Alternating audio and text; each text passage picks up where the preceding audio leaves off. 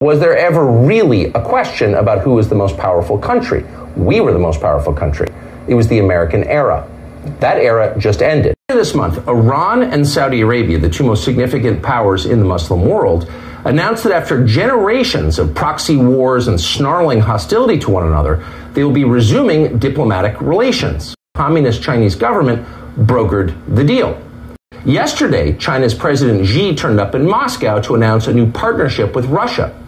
China derangement syndrome has caused us to lose our place in the world, and we know that it's this Chinese derangement syndrome because China themselves have told us this. Look at the date of the article, 2020, will there be a war between China and the U.S.? Also in 2020, they showed us why they think that.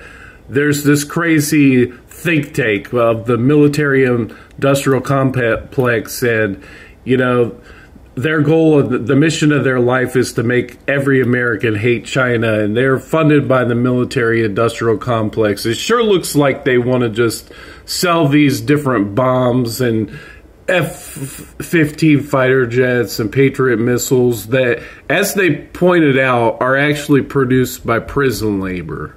And they even had their China derangement syndrome hearing where Xiao Chu had to say, no, that's not true 1,000 times. They attacked him. If so many of the things they believed about TikTok turned out to be false, how much of the stuff they believe about China is going to turn out to be false? And for the sane civilized people in this country that aren't brainwashed by Australian propaganda and disease with China derangement syndrome, it was no surprise because when we think back to Trump's administration, we were yelling when Trump pulled out a different climate change agreements. We're losing our place in the world. China's looking like the new leader. And in this report, the State of Democracy of the United States 2022, which was written just a few days ago, reading this through, and here's some of the major bullet points you can look at that are in this document. They make a pretty good case for the United States being thrown out of the UN, even citing the things that we have violated, like the Convention on the Law of the Sea, non-proliferation of nuclear weapons.